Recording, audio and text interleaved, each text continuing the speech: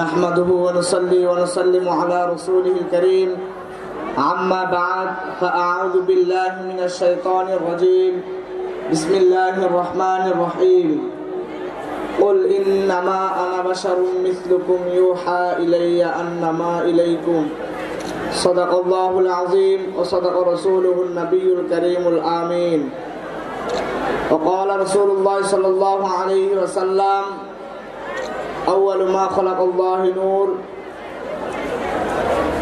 মুআজ্জাজ মুহতারাম মুসতা আশিকানে মুস্তাফা জাকিরানে মুস্তাফা সকলকে আমার অন্তঃস্থল থেকে সালাম। আসসালামু আলাইকুম ওয়া রাহমাতুল্লাহি ওয়া বারাকাতুহু। মহান আল্লাহ রাব্বুল আলামিনের কাছে লাখ কোটি শুকরিয়া যে আল্লাহ রাব্বুল আলামিন আমাদেরকে আজকে এই মহান আহলে বাইতের স্মরণে পবিত্র উরসে আজিমে আসার বসার তৌফিক দিয়েছে। সকলে শুকরিয়া আদান করে আলহামদুলিল্লাহ। আমি কোরআন থেকে একটা আয়াত তেলাওয়াত করেছি। আল্লাহ রাব্বুল আলামিন কোরআন কারিমে বলতেছেন যে কুল ইন্নামা আনা বাশারুম মিসলুকুম ইউহা।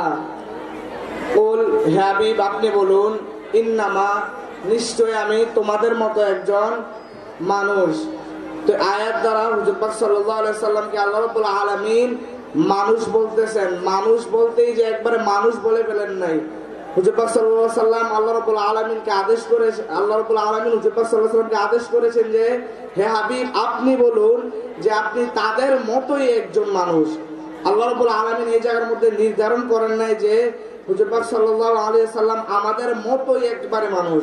হুজুর পাক সাল্লাল্লাহু আলাইহি সাল্লামকে আল্লাহ রাব্বুল আলামিন শুধু এতটুকুই বলেছেন যে ইন্নামা আনা বাশারুম মিসলুকুম, হে হাবিব আপনি বলুন আপনি শুরুতে একজন মানুষের মতোই, কিন্তু আপনি হাকিকতে নূরে মুহাম্মদ সাল্লাল্লাহু আলাইহি ওয়াসাল্লাম। সকলে বলুন সুবহানাল্লাহ।